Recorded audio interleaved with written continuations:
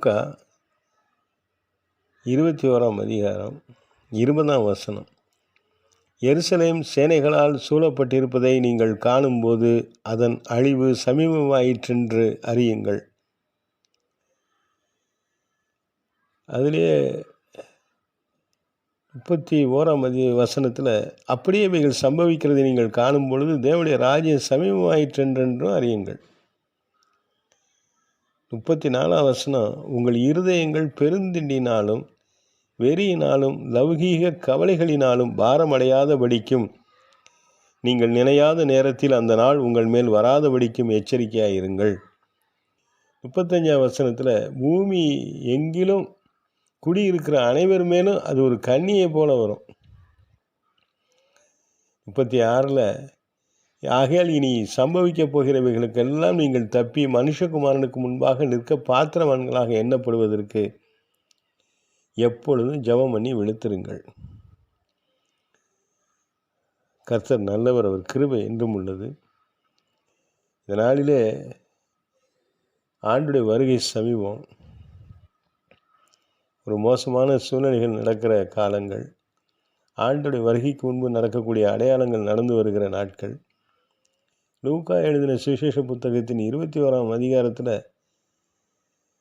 20ஆம் வசனத்திலேருந்து நீங்கள் படிக்கும் பொழுது அந்த எல்லா தீங்குகள் எல்லாம் அதில் குறிப்பிடப்பட்டிருக்கு. ஒரு முக்கியமான வசனம், உங்கள் இருதயங்கள் பெருந்திண்டினாலும் வெறியினாலும் லௌகீக கவலைகளினாலும் பாரமடையாதபடிக்கு நீங்கள் நினையாத நேரத்தில் அந்த நாள் உங்கள் மேல் வராதபடிக்கும் எச்சரிக்கையாய் இருங்கள்.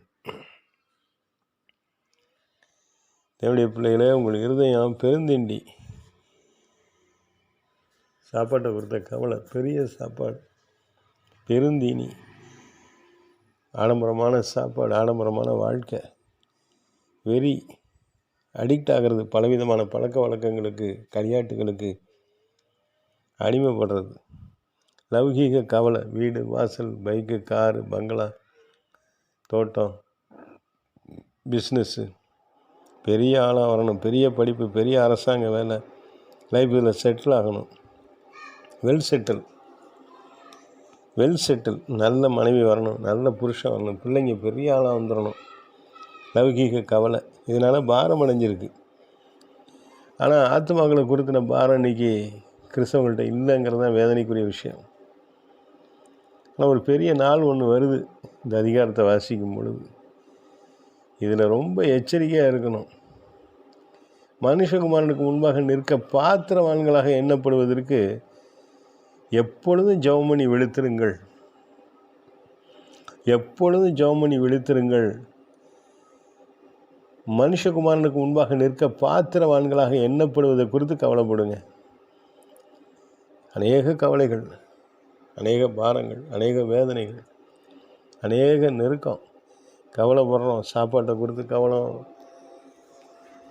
உடையை பற்றி கவலை, வீட்டை பற்றி கவலை, நல்ல வேலை வேணும், அரசாங்க வேலை வேணும், பெரிய வேலையாக இருக்கணும், வேலை பார்க்காமே சம்பளம் வரணும், போனஸ் வரணும், இன்க்ரிமெண்ட் வரணும், நல்ல வீடு கட்டணும், வசதியாக இருக்கணும், நல்ல கார் இருக்கணும், நல்லா சாப்பிடணும், நல்லா தூங்கணும். ஆனால் ஆண்டுடைய நாள் ஒன்று வருகிறது. அநேகர் பேசுகிறாங்க, அவர் எங்கே வர்றாரு, ரொம்ப வருஷமாக சொல்லிக்கிட்டு இருக்காங்க அவர் வரல அப்படின்னு சொல்லி அநேகர் பேசுகிறாங்க. அவருடைய வருகை இருக்கிறது, வெகு விரைவில் இருக்கிறது. அதில் நிற்பதற்கு பாத்திரவான்களாக எண்ணப்படுவதற்கு எப்பொழுதும் ஜெபம் பண்ணி விழித்திருங்கள் என்றார் இயேசு கிறிஸ்து. ஆகையால் இனி சம்பவிக்கப் போகிறவைகளுக்கெல்லாம் நீங்கள் தப்பி மனுஷகுமாரனுக்கு முன்பாக நிற்க பாத்திரவான்களாக எண்ணப்படுவதற்கு எப்பொழுதும் ஜெபம் பண்ணி விழித்திருங்க.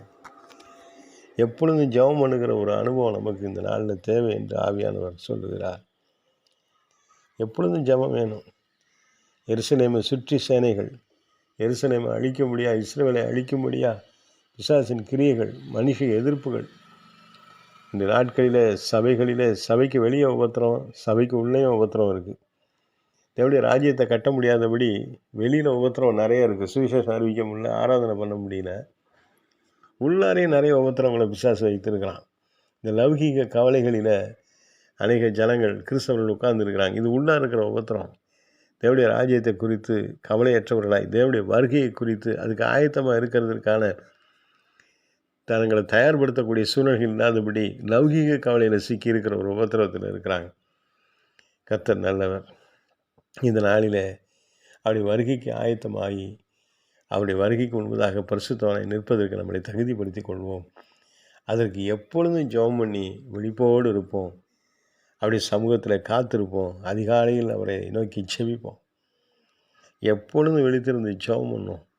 எந்த சூழ்நிலையும் நாம் விழித்திருந்து ஜெபம் பண்ணோம். அவருடைய வருகையை குறித்து அக்கறை உள்ளவர்களாய், அவருடைய வருகைக்கு முன்பாக அவருக்கு பாத்திரவான்களாய் நிற்பதற்கு நம்மை ஆயத்தப்படுத்திக் கொள்வதற்கு நாம் எப்பொழுதும் ஜெபம் பண்ணி விழித்திருப்போம். கர்த்தருக்கு ஸ்தோத்திரம்.